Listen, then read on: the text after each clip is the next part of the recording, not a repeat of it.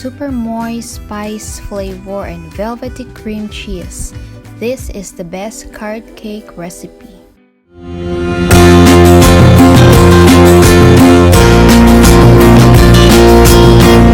Here are the ingredients, guys. 2½ cups all-purpose flour, 2 cups grated carrots, 1½ cup brown sugar, 1/4 cup chopped raisins, 1 cup butter, 1 teaspoon vanilla, 1/2 cup milk, 1 cup applesauce, eggs, 1/2 teaspoon salt, 1/2 teaspoon cinnamon powder, and 6 teaspoons of baking powder.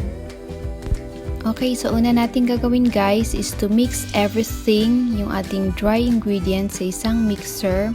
Sunod is to pour in all our wet ingredients and continue mixing until well combined.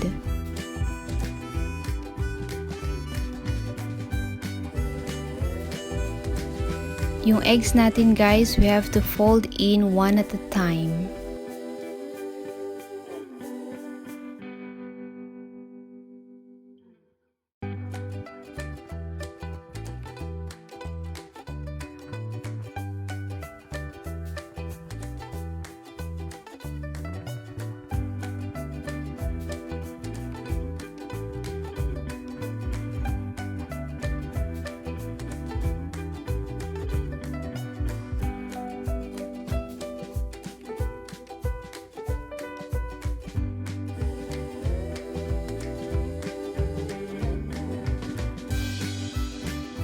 Ngayong na-mix na natin yung ating wet and dry ingredients, guys, now is the time na i-add naman natin yung ating grated carrots.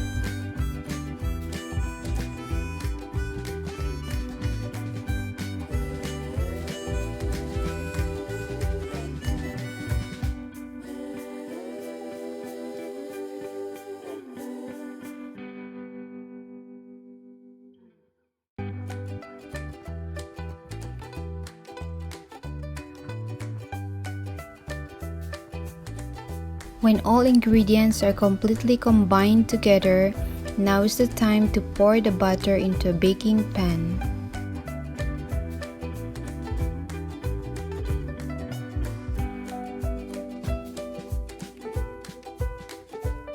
Now, i-bake na natin yung ating cake for 35 minutes at 180 degrees. Now, let's prepare our frosting. Hello guys, ngayon naman dahil nag-cool down na yung ating carrot cake, so gagawa tayo ng ating frosting.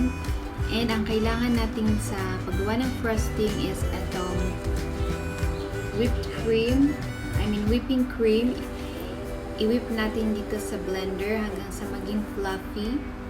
And then tsaka natin haluan ng powdered sugar.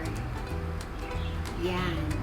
Pagka na-mix natin dalawa yon, tsaka natin dadagdagan ng cream cheese. Okay, guys?